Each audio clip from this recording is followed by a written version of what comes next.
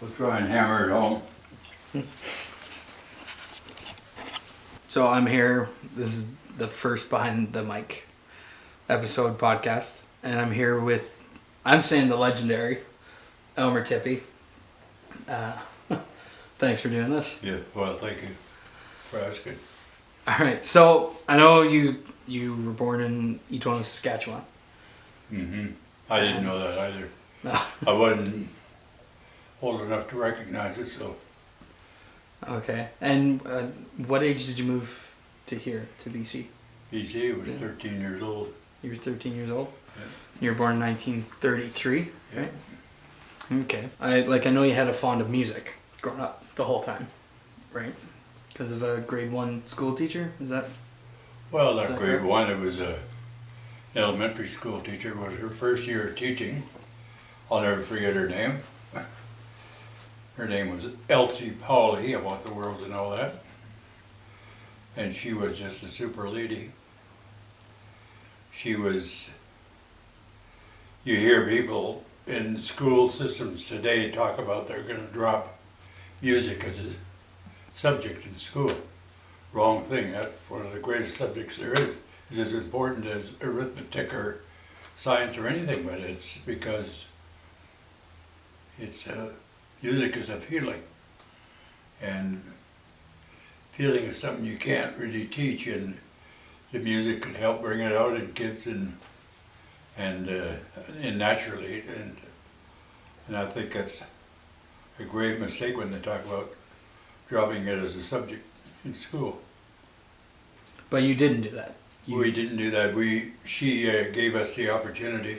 She said that she knew how to chord on the guitar and the banjo, tenor banjo, and she could play a little bit on the fiddle. And so anyway, anybody had an inkling to do this, just let her know and bring the instruments to school, and we'll help you where we can. And she did that. Got us started. So my dad bought us a fiddle, which we didn't have at the time. And my uncle Fred Baker, he lent the family his guitar that he wasn't playing, so we used that to learn on. And we didn't have a banjo, so what she used to do is tune the first 4 strings on the guitar and tune them to banjo, tenor banjo, and then you chord it on the guitar like would on a banjo, and that's how I learned to chord on the banjo. But my brother Clarence, my late brother Clarence, who was a super guy, he was learning to play guitar, and there was always a fight between where we were going to have a tune for the banjo or the guitar, so he'd get me in trouble by complaining about every time he picks up a guitar, you got to retune it. But Okay. we got by, and my grandparents' mom's side, her parents, they moved from Industry, where we were going to school then at that time. They moved, we all farmed on the Horseshoe Ranch there. And they moved to Vancouver here, on the coast. And my mom had to be near her parents, so boom, she got her way. And throughout that whole time, you were still playing music and everything, and through Yeah. high school you played, and At home, yeah, just at home. singing at parties and stuff or what have you. Okay. And then you formed a band at one point with Uncle Clarence, right? Well, we had and the pictures up on the wall there, it was Ray's Harmony 5, my 2 brothers, older brothers, Clarence and Ray. And we named it Ray's Harmony 5, the band. Okay. And a couple of friends, one on the accordion and another one on the piano, joined us in the band, and we played for dances throughout the Lower Mainland here, Fraser Valley, from Harrison to Vancouver. And Okay. it was a great beginning. Right. Now, throughout playing, because I know you went to CJJC, how did that come about? Like, you were playing music. After we moved out here to BC, the coast, and we had the band going, the band was playing for several years, and Clarence, I'm sorry, I forgot the year that my brother Clarence was killed in a car accident just up the road here, head-on collision, and apparently the other guy was stone drunk, and then I decided I didn't want to play anymore. Clarence was the band leader, and he took care of everything and played drums, called the square dances for us in the band, and the dances we did.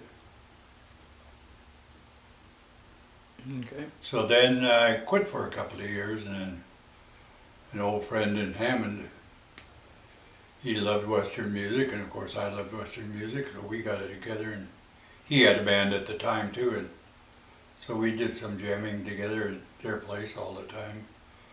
Allison, Dot and Buzz. They had a little 26-foot trailer that they lived in, a mobile trailer. And that's where we jammed and learned to play more Western music, country music. So then, after that, Rudy Hayden had started a band, and he was looking for musicians, so he hired both my oldest brother Ray and myself. Ray on bass and me on fiddle. And we played with him for a number of years. And Joe Chesney, who was a disc jockey at CKNW years ago, and on CJOR as well, playing country music, started this little radio station in Langley called CJJC. And he hired Rudy's band to play for a church dance and fundraiser in Surrey. And I was working at the time on the road selling bakers and restaurant supplies for a firm in Mission. And I'm driving from home here to Hope on this Tuesday morning, and that's my territory I had was from Hope to Vancouver on both sides of the Fraser River. And on my way up there, I'm listening to CJOR at the time, and they're playing country music, and Joe Chesney is on the air, and Ray Price had a hit record out on the charts, and of course they were playing the playlist at the time. So he played, it says here's Ray Price with his latest hit, trying to copy our good friend Elmer Tippe, because they all thought it sounded like Ray Price, which was a compliment, but at the same time, I couldn't carry his guitar for him, never mind sing like him, but he was my hero. And so I nearly drove off the road hearing my name on the radio, and what kind of a deal is that? Wow. Yeah. So anyway. Especially again compared to Ray Price. Yeah. And then, so he hired us for this dance job for his church in Surrey. And that's when he made the comment after the dance. And Joe did a real family type show, a local show, he talked about local musicians and stuff, and which was kind of neat. And that's how I got started. So when he started the radio station in Langley, CJJC, he asked if I'd like to go to work for him and get him to radio, and I said, I had a good job at the time, and little did I know that a few years down the road I was going to get canned or laid off anyway, and so that's the way that ended up. And so he later offered. I went on the road. I went back into the dry cleaning business with a local firm, Swain's Cleaners, here in Haney, and ended up that I didn't want to do that anymore again. So I quit that and went back on the road, driving door to door, picking up laundry and dry cleaning. And that was my life. So Joe offered you a job and you said no. Yeah. And then you did other work and you got let go from your one, then you went to the other one for dry cleaning, and you didn't like that, so then you went to another one. Yep. Did you go to Joe and say, hey, is this still open? Or? No, then we were working a Legion one night in Vancouver, 6th and Commercial, and with Rudy Hayden. And in the crowd, unbeknownst to me, was a special person that helped change my life considerably. And his name was Hank Rogers. Frankie Okay. Rogers' brother, Yeah. who was a great Yeah. fiddle player and my idol, and I just loved the way he played fiddle. And Hank Still played. do to this day, and Hank was a steel player and a lead guitar player.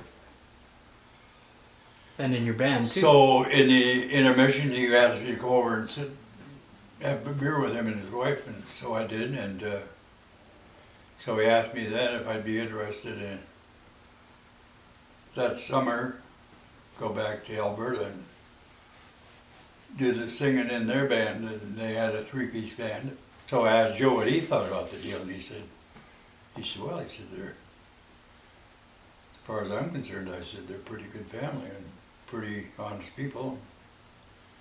Give it a try.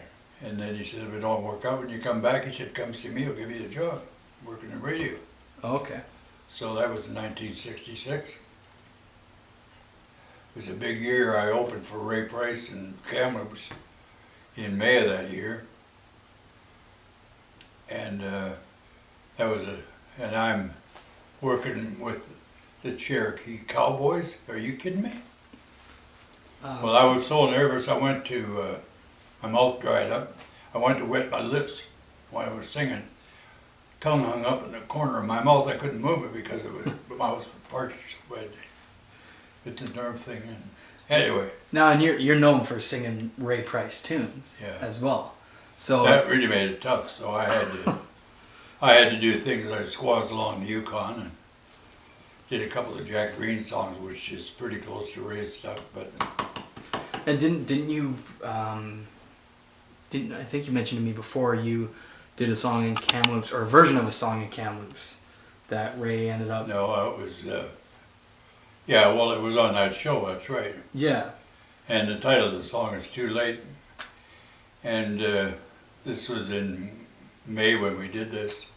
Ray went back after his tour ended, and they did an album, and lo and behold, they released the album, and Too Late is on the album. And I don't know whether it was just a coincidence or if he heard somebody said, hey, Ray, you should do that song. It's a good song. It's a good cut. Album cut, you know. So anyway, I like to take credit for that. Whether it's right or wrong, I don't know.